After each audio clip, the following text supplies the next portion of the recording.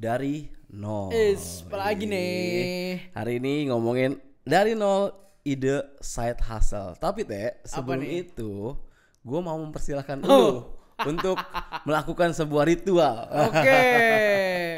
Saya mengendorse channel Theo Derek ya. Halo para maba kuliah realistis, munculin. 99% orang Indonesia tabungannya itu di bawah 100 juta rupiah. Maka permasalahan di Indonesia itu bukan investasi, tapi earning power. Ini yang akan jadi game changer pertama dalam membangun kekayaan. So buat kalian semua yang pengen memperbesar atau memperbanyak sumber income, gua buat yang namanya kuliah realistis. Kuliah yang fokusnya ajarin lo cara cari duit. Cek langsung YouTube membership di channel Theo Derek dan mari belajar sama-sama di kuliah realistis. Oke, mantap sekali Theo. Udah cukup ya? Udah, ini kalian akan lihat sampai 200 episode berikutnya. Tapi ini nyambung sebenarnya sama topik hari ini. Iya. Karena kita mau ngomongin tentang earning power, Iya. Bagaimana kita menghasilkan uang dan cuan dari side hustle. Kapan dong dari nol kuliah realistis kalau gitu? Menarik juga ya. Menarik ya. Minggu depan ya. Menarik ya. Oke ini gue pengen ini deh, yang praktikal aja kali ya. Tentang side hustle. Karena ngomongin side hustle kayaknya nggak bisa lari di era digital kayak gini. Banyak. Bahkan di episode lalu kita sempat mention juga kan banyak orang yang punya pekerjaan lebih dari satu gitu. Betul. Dan salah satu ya nggak bisa dipungkiri loh bahwa side hustle ini menghasilkan banyak cuan. Iya, enai. Bercanda. Nah tapi kalau menurut lu sendiri gitu, tentang side hustle ini gimana sih? Lu agree gak? Agree banget ya. Mungkin gue bahas dari yang beberapa terdekat yang gue temui ya. Orang-orang yang gue anggap anjir hebat juga bisa ngasilin segitu gitu ya. Yang pertama yang gue kaget recently adalah adik ipar gue yang cewek ya. Si Kim ya. Ini hebat banget ya, dia baru semester berapa ya, dia kuliah di UI. Wih keren banget ya. Dicari anaknya. Nama realnya apa Kim? Iya. Nggak, kita nggak kasih nama asli. Si Mayang. Ada nama Mayang, ada nama Mayangnya. Iya. Jadi dia itu dulu kan kayak gimana adik ipar yang masih kecil gitu kan, tahu kan kayak bocil-bocil cewek gitu. Yang kalau di ulang tahun kita kayaknya kasihan mau kasih uang jajan gitu ya. Kalau sekarang nih dia mulai bisa boros kencinya nih, hebat. Canda ya. Kencinya dia bisa belanja dia, udah bisa belanja dia. Kok dia bisa belanja? Ternyata gue baru tahu ya. Belakangan ini. Jadi dia tuh kuliah di UI itu kalau nggak salah jurusannya sastra Mandarin. Sastra Cina lah ya, sastra Mandarin gitu. Nah, berarti kan Mandarinnya bagus. Iya. Nah, dia tuh belakangan ini ya lagi ambil side hustle kayak, jadi zaman sekarang tuh kayak ada broker antara si orang-orang yang mau les private ataupun les bahasa Mandarin ini dengan tenaga pengajar Mandarin yang masih anak kuliah. Dipertemukanlah di sebuah platformnya dia dan akhirnya sekarang si adik ipar gue tuh bisa ngajar seminggu sekitar 3 kali ya. Itu privatein orang itu bisa dapat hampir UMR. Oh ya? Sebulan, yes. Hampir UMR. Dan maksud gue kayak gue yang ngeliat dia dari bocil-bocil yang kayak kasihan ya kan, yang kayak kita pakai uang jajan sampai anjir udah bisa belanja sendiri, hebat banget gitu kayak wih proud, keren gitu. Nah terus gue jadi mikir kayak lah nih bocil ini aja bisa gitu. Maksud gue ya ini jangan-jangan kalian sekarang yang bisa banyak bahasa bisa pernah explore nggak tuh? Boleh coba juga tuh. Betul. Jadi gitu ya. Sebenarnya salah satu side hustle bisa dilihat dari strength mereka apa ya? Bisa. Strength kita apa ya? Betul. Resources kita apa, dan sekarang mungkin banyak tempat pertemuannya kayak dia dari dulu kan nggak planning. Oh gue pengen nih dapetin tambahan side hustle UMR misalnya karena gue ambil sastra Mandarin di UI misalnya. Enggak. Memang dia udah ambil itu resourcesnya itu, dia bisanya itu, opportunity-nya ini digas. Jadilah rezeki gitu. Betul. Karena adik gue pun si Andre, kalau ini real name, Andre dia juga private musik. Oh bener, dia jago banget musik soalnya. Padahal kerjanya di agency, kreatif agency. Iya betul. Ngajarin musik. Jadi les private itu bisa jadi salah satu side hustle. Iya betul. Terus ada apa lagi tuh yang memang praktikal yang pernah kita atau lu lihat gitu? Iya, kalau zaman sekarang mungkin kalau tadi masih les private ya belum lanjut ya. Sekarang juga banyak ini ya. coach yang dari tenis Oh iya, ke pindah pedal. pedal, dan kalian tahu itu sehari bisa ngajar 8-10 jam, bukan side hustle lagi, bahkan bisa jadi main income. Betul. Dan setahu gue range-nya sekarang ya udah hitung-hitung yang harganya oke dan kelasnya rame terus itu range-nya ya bisa 70 sampai 100 juta per bulan. Gila. Jadi Coach coach pedal ya itu yang ngajarnya sehari sekitar 8-10 jam. Gila. Gitu. Kita aja udah coaching terus. Iya. Masalahnya pedal itu guys, udah coaching gak jago-jago, jadi coaching terus. Coaching lagi. Kita aja minimal ambil 5 kali, Iya, 5 kali gitu. 5 kali sama lu, gua ambil 5 kali lagi private. Udah 10 kali gua. Ada teman kita yang langsung minta 20 kali itu. Nah, iya. 10 kali aja udah mau 6 juta. Iya, jadi coaching ini juga sebenarnya bisa jadi salah satu Luar side biasa. hustle Ini ya. kan sebenarnya kayak private juga ya. Betul, private. Gitu. Betul. Udah gitu ini apa ya? Udah gitu enaknya kalau musik diajarin bisa jago, kalau pedal susah jagonya. Jadi anak coachingnya banyak gitu. Ya itu intermezzo lah. Oke.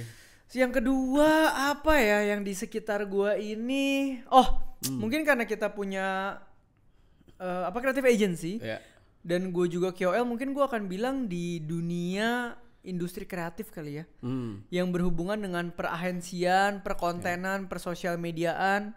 Yang mungkin entah dia copywriter, konten, video, desain. Nah itu kepake semua kali ya. Iya, konten creating, yang nulis gitu-gitu. Jadi ada karyawan kita juga Bill di Byte. Ya itu gue gak sebut nama lah ya.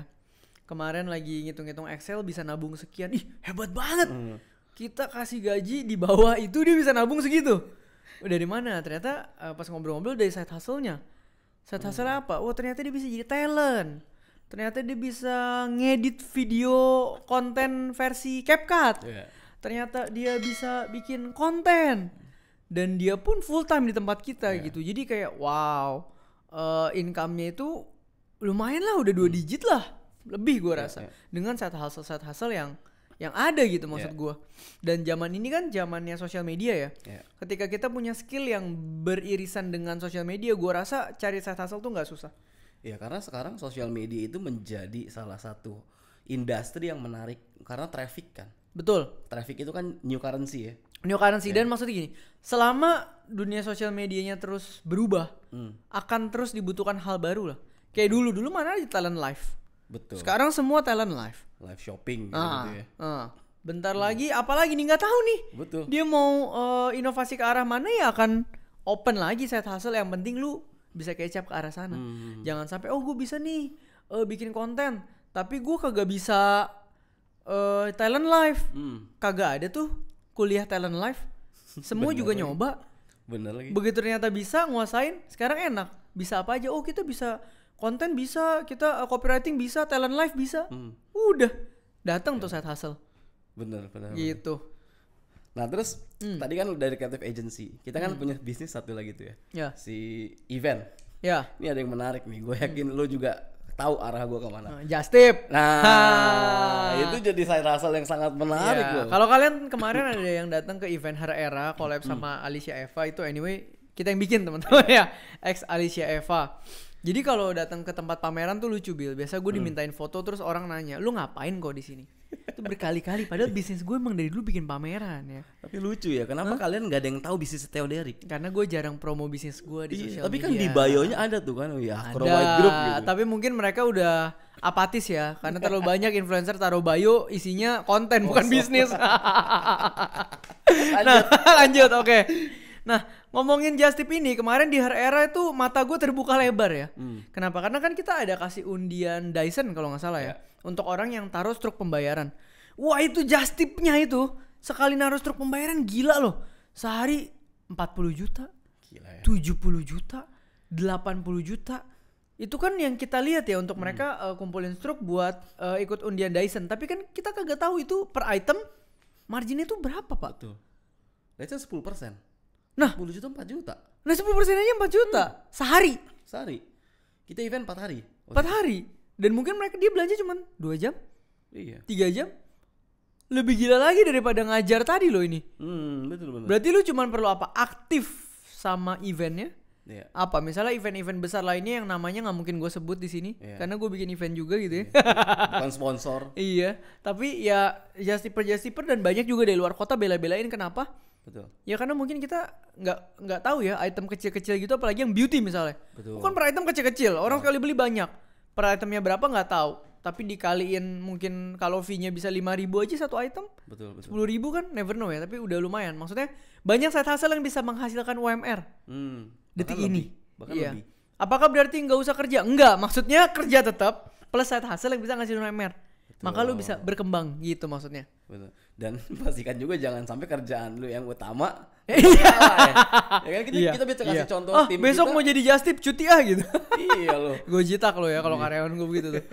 Ya kan kayak karyawan kita yang tadi lu mention itu kan kerjanya tetap bagus. Iya, bisa profesional. Betul. Oke. Nah, kalau misalkan dari industri perdagangan misalkan ada enggak side hustle? Oh, ini yang Bisnis lagi atau apa dari gitu? kemarin lagi digoreng ya menurut gue ya. Affiliate. Betul. Affiliate tuh sekarang di mana-mana sama marketplace. Tapi lucu ya, affiliate tuh bisa dari mana-mana loh. Kayak sekarang kalau lo bikin video YouTube kayak gini aja, ini teman-teman yang nonton di bawah kalau tiba-tiba ada barang, kalian klik aja kita bisa tiba-tiba dapat uang apa? Seberapa ribu gitu ya? Betul. Coba deh nanti kalian lihat di bawah. Iya, itu kita cuma ngetes doang, mau tahu doang itu apaan, dan itu ada komisinya loh. Betul. Jadi sekarang barang itu dilempar kemana-mana, dijual affiliate dari mana-mana, dari berbagai platform ya segala macam. Itu bisa bener-bener jadi sebuah komisi juga. Sedangkan kalau dulu gue jualan kue lapis mana begini Bil, Iya bener, manual dulu. offline, manual. Kalau sekarang ibaratnya asal dia mungkin sekarang Gen Z bisa bikin konten yang seru, aktif media sosial, taruh link di mana-mana, ya kan, affiliate di mana-mana, bisa jalan ini tanpa modal. Iya, Gitu loh. betul. Ya banyak sih sebetulnya side hustle tanpa modal uang. Tapi kan lo harus punya modal waktu, Iya. modal otak, Betul. modal ya itu strength-nya tadi ya. Benar. Gitu loh. Jadi kalau kayak gue dulu ya gue masih hitungannya resell dagangan kenalan lah ya. Jadi reseller gitu. Reseller manual lah. Itu lebih enak kenapa? Karena marginnya besar. Kebayang. Kayak dulu gue jual kayak lapis margin bisa 100-200%. Betul. Tapi kalau itu di affiliate mana bisa, saingan gue semua taruh link. Ujung-ujungnya untung mentok 5%. Ya quantity banyak. Ya. Tapi profit margin turun. Tapi balik lagi strength kita apa? Kalau di sekitar kita, wah nih ada komunitas ini nih, gue deket. Oh ada gue di sini. Terus ada supplier ini, gue bisa ambil ya. Mending jual private. Kenapa? Marginnya bisa lebih tinggi karena kita punya koneksinya. Ya. Mungkin gitu kali ya. Menarik. Nah ini by the way teman-teman dari tadi kita nyebutin itu supaya ini ya apa mancing teman-teman kira-kira apa yang bisa teman-teman lakukan sebagai side hustle. Karena ini yang kita omongin semua real case. Iya, dan sekarang masih jalan di sekitar kita ya. Betul, real case. Mungkin ada yang terakhir nih, Teh. Ada Ada yang terakhir nih. Ada yang tanpa modal. Nah, apa? Yang gue diundang mulu sebenarnya. Bahkan penghasilannya katanya gede ya. Iya, kelihatannya gede nih. Ada yang gede beneran, ada yang kelihatan cuma gede. Iya, ada yang gede beneran. Ada yang gede banget tapi cicilannya lebih gede lagi.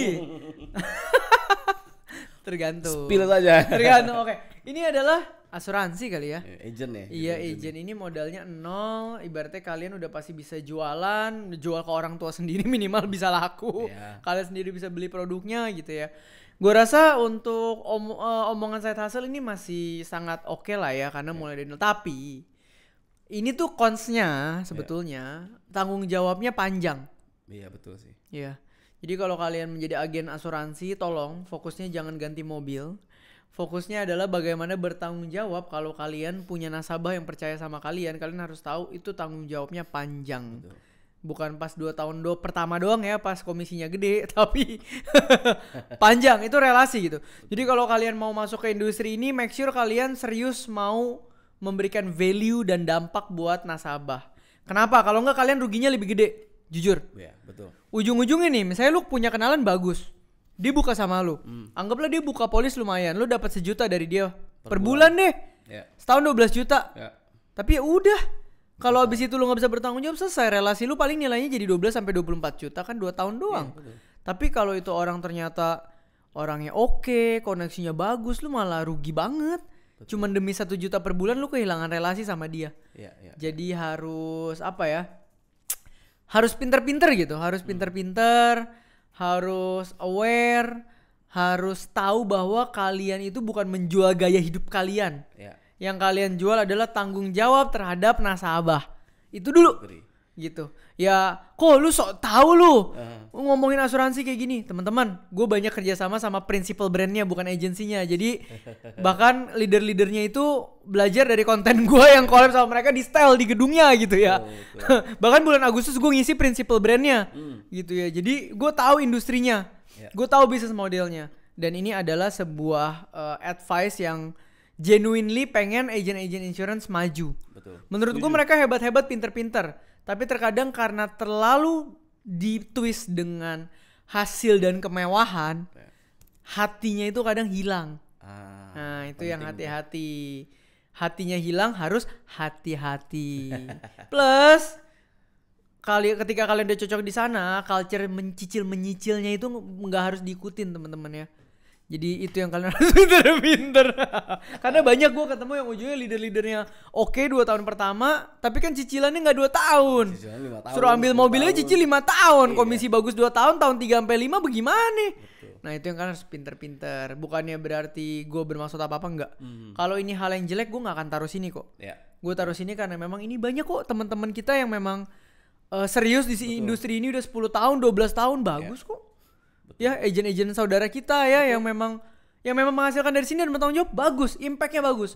Produk yang kalian jual bagus dan dibutuhkan semua orang menurut gua.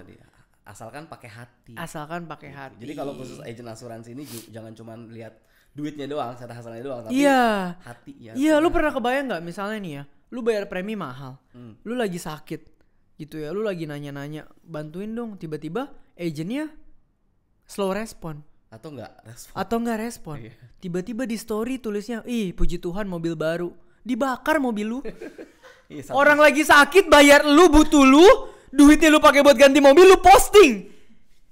Puff. Dicari mobil lu dibakar. Kenapa? Itu nasabah lu urus dulu gitu ya. Sampai batuk gua. Kenapa gue gregetan bagian ini? Karena ada kenalan gue yang kayak gini kejadiannya. Dan gue tidak akan merubah narasi gue even though gue diundang sama principal brandnya. Kenapa? Karena ini adalah hal yang kalian harus aware. Dan penting itu. Penting. Gitu loh. Kan sayang ya kalau secara bisnisnya kalian bagus. Iya, dan industrinya bagus. Industri bagus, secara bisnis kalian bagus. Tapi ketika quality kalian as agent pun makin bagus, perfect kalian. Betul. Itu narasi yang mau kita sampaikan lewat poin yang ini gitu. Oke, dan agent pun sebenarnya nggak cuma asuransi, ada agent properti. Enggak, semua agent lah. Cuman kan kadang stereotipnya nih pada kencangnya lagi ke asuransi itu doang. Iya, betul. Gitu. Oke, kayaknya udah lengkap ya. Ya, apalagi nih? Terakhir mungkin tips buat teman-teman yang hari ini lagi cari side hustle atau lagi punya side hustle gitu. So buat kalian yang lagi cari atau lagi punya dan pengen ningkatin income, jangan lupa jadi maba realistis di kuliah realistis teman-teman ya. Itu udah pasti. Asik. Kalian kepoin tuh, kita bahas dari bisnis, keuangan, networking, public speaking gitu ya, content creating dan personal branding, semuanya practical experience. Supaya apa? Karena kalau 5 pilar tadi harus ada minimal 3 di hidup kalian kalau mau value-nya naik. Ya, betul. Gitu. Jadi itu aja. Gue nggak bisa spill banyak di sini, tapi langsung see you di kelas. See you kalau gitu di video-video selanjutnya. Yoi.